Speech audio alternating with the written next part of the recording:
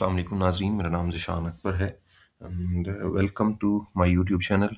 इस वीडियो में मैं आपको जो मरियम नवाज़ ने हुनरमंद नौजवान प्रवास कार्ड स्टार्ट किया है उन लोगों के लिए जो बाहर जाना चाहते हैं लेकिन उनके पास पैसे नहीं हैं वीज़ा के या इस तरह की फ़ी पे करने के।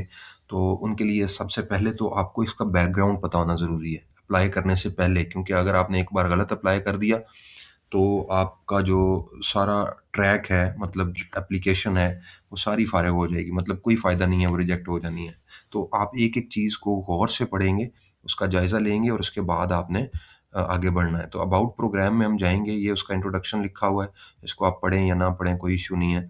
यहाँ पे एलिजिबिलिटी क्राइटेरिया में सबसे पहले आपकी उम्र 18 से ज़्यादा होनी चाहिए, आपके पास सीएनआईसी होना चाहिए, फिर आप पंजाब के रेज़िडेंट हैं, ये जनरल शराइत हैं। मेल और फीमेल, ख़वातीन और मर्द दोनों अहल हैं।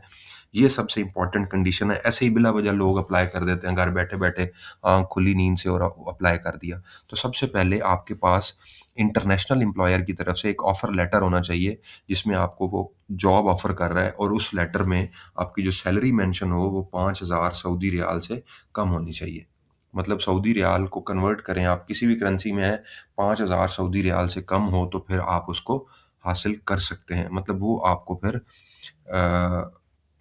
फ़ायदा दे सकता है। तो ये चूँकि रेमिटेंसेस बढ़ाने के लिए आप किसी भी मुल्क में जा सकते हैं, बैंक ऑफ पंजाब और गवर्नमेंट ऑफ पंजाब के ताउन से ये दिया जा रहा है। तो आपकी सैलरी 5000 सऊदी रियाल्स या उससे कम होनी चाहिए। मतलब आप डॉलर में सैलरी ले रहे हैं किसी कंपनी से और जब आप उसको रियाल में कन्वर्ट करते हैं तो वो 5000 रियाल से कम हो। मतलब आपने 5000 रियाल के डॉलर देख लेने हैं कितने बनते हैं। तो उतनी सैलरी से अगर आपकी कम सैलरी है तो फिर आप इस स्कीम के एलिजिबल हैं। वो आपकी ऑफ़र लेटर पे लिखी होती है सैलरी कि इतनी सैलरी आपको देंगे। तो ये 4 तो जनरल शराइत हैं, ये 5वीं और छठी जो शर्त है, ये बड़ी ज़रूरी है। मतलब इस शर्त पे, इस कंडीशन पे भी आपने पूरा उतरना है कि इंटरनेशनल, मतलब मुल्क से बाहर कोई एम्प्लॉयर है किसी और मुल्क के अंदर और वो ऑफ़र कर रहा है आपको जॉब कि आपकी जॉब है और 5000 रियाल से कम आपकी सैलरी होगी। ये सऊदी रियाल की बात कर रहे हैं। अच्छा, उसके बाद ये उन्होंने लिखा हुआ है लोन एप्लीकेंट्स हैं, तो वो क्या करेंगे, who already have a job offer letter from the overseas, और ये दूसरे हैं individual who are actively seeking international employment opportunities. अब आपके पास जॉब लेटर नहीं है, तो फिर आप अप्लाई करना चाहते हैं, तो उसके लिए फिर आप अलहदा से अप्लाई करेंगे। वेरिफाइड वीज़ा जॉब्स हैं, ओवरसीज़ जॉब्स हैं, उन पे अप्लाई करेंगे और वो ओईपीज़ हैं, ओईपीज़ हैं, ओवरसीज़ एम्प्लॉयमेंट प्रमोटर्स होते हैं। वो अपनी वेबसाइट्स पे या इस तरह से इन्फॉर्मेशन शेयर करते हैं कि आज ये जॉब है, ये जॉब अवेलेबल है। इस तरह से आप उनके थ्रू भी जॉब कर रहे हैं। मतलब वो ऑफ़र करते हैं और इस तरह से आप ढूँढ सकते हैं अपनी जॉब्स उनके थ्रू भी। तो ये दोनों तरह के लोग हैं, आप मतलब सीकर हैं तो इस प्रोसीजर को फ़ॉलो करें, ये पढ़ें। और अगर आप इन्फॉर्मेशन लोन एप्लीकेंट हैं कि आपके पास ऑफ़र लेटर है पहले से, आपकी नौकरी लग गई है लेकिन वीज़ा के पैसे नहीं हैं, टिकट के पैसे नहीं हैं, तो आप इस पे जाएँ, और अगर आपके पास जॉब नहीं है, तो फिर आप इस ऑप्शन को फ़ॉलो करेंगे। तो आप क्यों अप्लाई करेंगे? आपको ओवरसीज़ वेरिफाइड जॉब्स मिलती हैं और आप ट्रांज़िशन जो है आपकी आपको लोन मिलता है और उससे आप एक अच्छी ऑफ़र ढूँढ के यहाँ से बाहर निकल जाते हैं। वो आपकी वीज़ा की फ़ैसिलिटेशन और इस तरह की चीज़ें हैं। और यहाँ पे अगर आपके पास जॉब ऑफ़र है, तो आपको इंटरेस्ट फ्री लोन मिलता है जिसमें आपके मेडिकल टेस्ट हैं, वीज़ा प्रोसेसिंग है, प्रोटेक्टरेट फ़ीस होती है जो प्रोटेक्टरेट लगाते हैं, एयर टिकट्स और ओईपी की फ़ैसिलिटेशन कॉस्ट, वो जो आपका एक पैसा भी नहीं लगना, आपने सिर्फ़ आने-जाने का पैसे लगाने हैं, वो भी दफ़्तरों में आने-जाने के, बाहर जाने की जो एयर टिकट्स हैं जहाज़ की, वो भी आपको मिलेंगी। और फिर डूज़ एंड डोंट्स के अंदर है कि आपने क्या करना है और क्या नहीं करना, ये बहुत ज़रूरी है। आपने एक्यूरेट और कंप्लीट इन्फॉर्मेशन देनी है, कोई गलत इन्फॉर्मेशन नहीं देनी, क्योंकि ये आप पाकिस्तान के लिए नहीं कर रहे, आपने बाहर जाना है।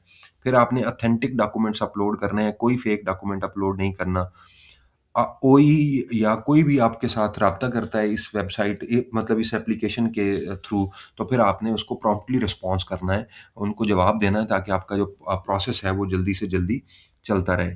और पीएसडीएफ में कोई भी आपको कोई भी सस्पिशियस जॉब ऑफ़र आती है या फ्रॉडुलेंट प्रैक्टिसेज़ कोई भी करते हैं, तो आपने पीएसडीएफ को इन्फॉर्म करना है और टाइमलाइन्स के अंदर-अंदर चीज़ें आपने सबमिट करनी है और किसी चीज़ का आपने मिसयूज़ नहीं करना और इस तरह से। और फिर आगे डोंट्स लिखा हुआ है कि क्या-क्या नहीं करना आपने। फेक और फ़ॉर्ज डॉक्यूमेंट्स जो 2 नंबर डॉक्यूमेंट्स हैं वो सबमिट नहीं कराने। कोई फ़ीस नहीं देनी आपने ओवरसीज़ एम्प्लॉयर जो प्रमोटर्स हैं जो आपकी जॉब ढूँढ के आपको दे रहे हैं उनको आपने कुछ भी नहीं देना। कोई क्रेडेंशियल्स आपने किसी को नहीं देने, वो ओईपीज़ को भी नहीं देने, किसी को भी नहीं देने। और फिर आपने कोई ऐसी जॉब नहीं करनी जो आपकी एलिजिबिलिटी जिसकी आप एलिजिबिलिटी पे पूरा नहीं उतरते ताकि आपकी रिजेक्शन या ब्लैक लिस्टिंग ना हो। और फिर आपने पोर्टल को मिसयूज़ नहीं करना। और इसके कॉन्सिक्वेंसेस भी हो सकते हैं कि आप अगर फ़ॉल्स कोई इन्फॉर्मेशन देंगे या फ़ॉल्स डॉक्यूमेंट्स देंगे, तो आपको ब्लैक लिस्ट कर देंगे पोर्टल से और फिर आपकी अथॉरिटीज़ को, एफआईए को और इस तरह की अथॉरिटीज़ को बताओ, ये बड़ा सीरियस मसला है। और फिर डुप्लीकेट या बार-बार आप प्रोफ़ाइल बनाते हैं, तो आपसे अकाउंट सस्पेंशन हो सकती है और बार-बार आप करेंगे तो फिर आप पे परमानेंट बैन भी लग सकता है। पोर्टल को मिसयूज़ नहीं करना आपने।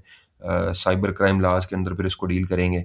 और अगर आप जॉब कॉन्ट्रैक्ट्स को कंप्लाई नहीं करते, तो फिर आपकी एलिजिबिलिटी आपकी ओवरसीज़ प्लेसमेंट्स के लिए आपकी एलिजिबिलिटी पे भी सवालिया निशान है। अगर ये इन्फॉर्मेशंस आपको समझ आ जाएँगी, तो फिर आपने यहाँ पे रजिस्टर एज़ एप्लीकेंट पे क्लिक करके अपनी प्रोफ़ाइल क्रिएट कर लेनी है। और उसके बाद आपने एप्लीकेशन का प्रोसीजर जो है वो उसको फ़ॉलो करना है और उसी को आगे लेके चलना है। तो ये सिंपल सी चीज़ें हैं जो आपको चाहिए रजिस्टर करने के लिए। उसके बाद नेक्स्ट वीडियो में इंशाल्लाह मैं आपको इसके एप्लीकेशन का प्रोसीजर बताता हूँ। फ़िलहाल इन इन्फॉर्मेशंस का आपको आइडिया होना ज़रूरी है ताकि आप कोई भी गलती ना करें। इससे पहले एक आसान कारोबार की स्कीम आई थी, उसमें लोगों ने बेतहाशा गलतियाँ की, तो देख लें फिर उसका रिज़ल्ट भी वही निकला जो नहीं निकलना चाहिए था। तो उम्मीद है आपको वीडियो पसंद आई होगी। इसको लाइक करें, चैनल को सब्सक्राइब करें। मिलते हैं नेक्स्ट वीडियो में, तब तक अपना ख़्याल रखिएगा। अल्लाह हाफ़िज़।